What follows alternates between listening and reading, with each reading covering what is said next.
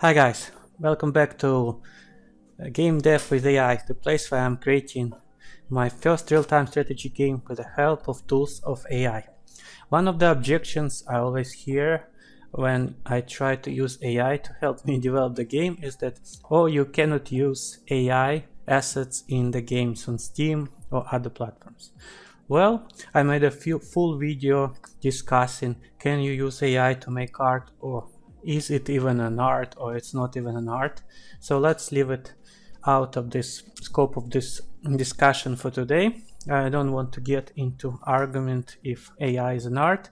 Like I said in that video, I think AI is just like Photoshop. It's one of the tools that will help you achieve the results. So if you're not using it, sooner or later you'll be left behind. So you better start learning AI right now, and then you'll have some edge in developing your games. But making games with AI is not as easy as some people think. As you go to midjourney, you write a prompt, and then you have assets ready. That's not really how it works at all. So there is a lot of misconception going.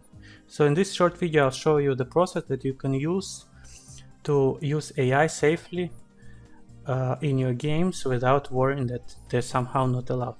So first step would be going, for example, to midjourney to create your concept art. So here in midjourney, we can create an asset for our game as a concept art. It's very important to understand that midjourney is not going to give you a ready-to-use objects for your game from different angles or everything. They will be moving, turning, shooting. This is not how it works, guys.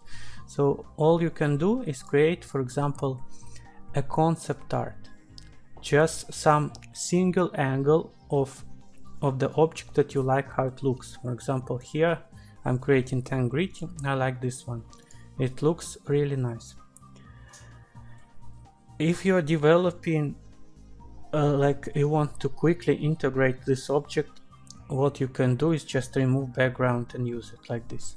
But you'll encounter a lot of issues. For example, you cannot turn it. There is only one single angle, and it's sometimes not even correct angle.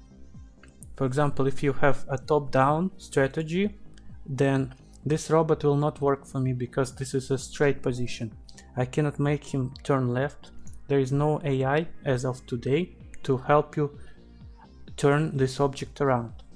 So this is only as a starting point.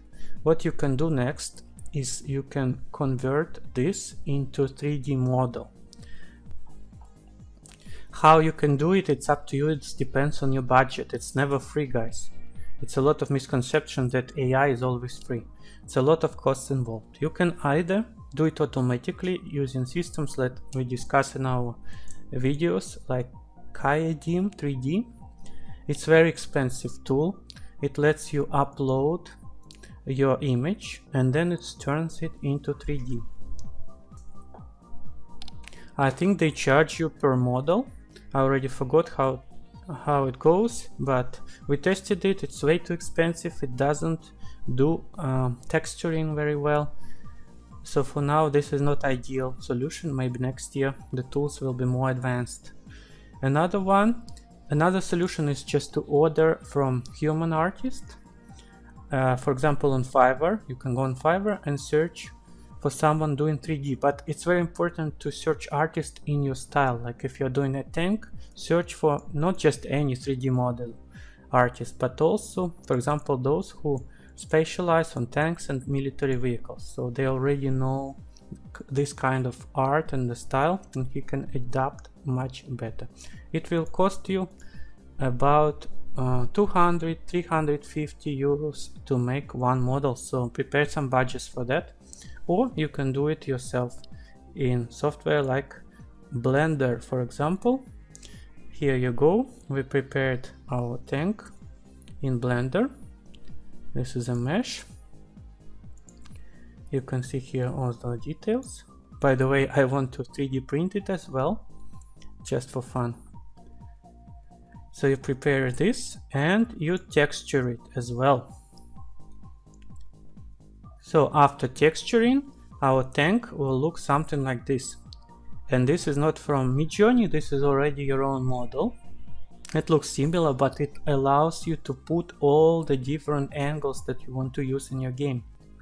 So I can rotate it the way I want. I can do top-down view. I can do any view that I need.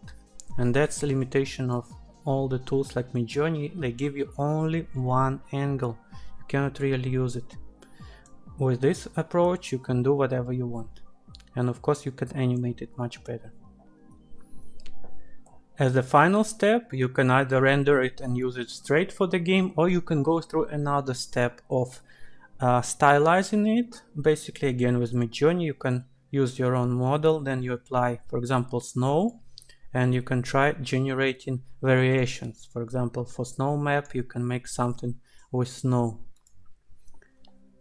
And it will basically blend your image and the style that you want to use.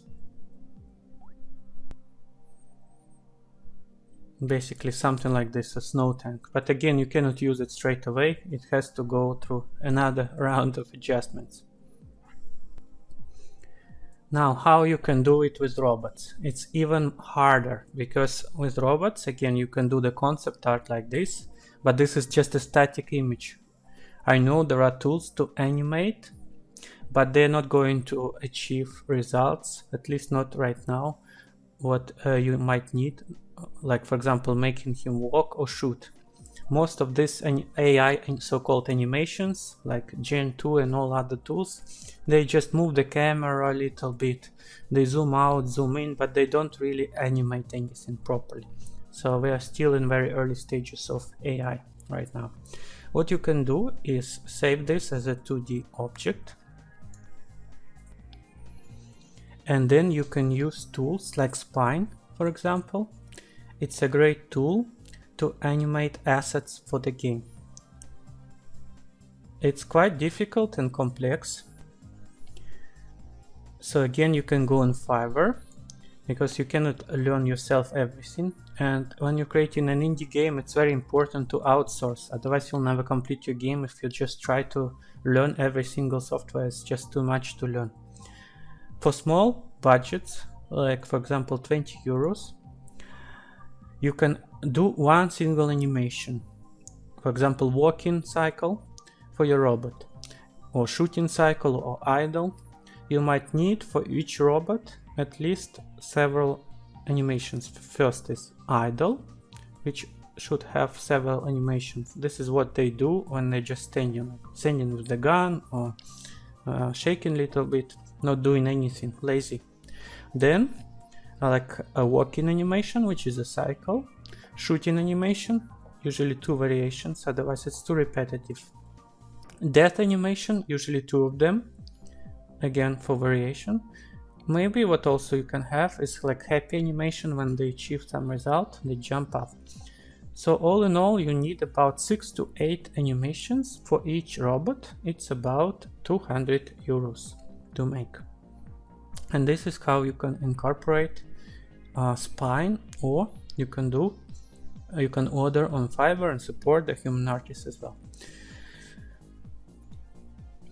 To summarize the process of how you can utilize AI safely in your games, going from concept art that you get from Midjourney or generators like this, to making your 3D model in this style, which gives you all the flexibility of correct angles, then applying textures and rendering it in correct angles, and then you can do another round of stylizing, and then you incorporate them into your game.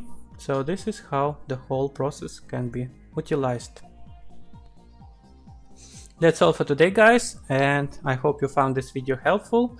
If you love real-time strategy games, make sure you go on Steam, search Nuke Them All, and click the wishlist button. You don't have to buy anything, but it will really help if you just wishlist the game, or if the demo is already available, make sure to download the demo, have some fun, and leave me some review. It will really help developing an indie game. Thank you for watching, take care, keep developing. Cheers, bye.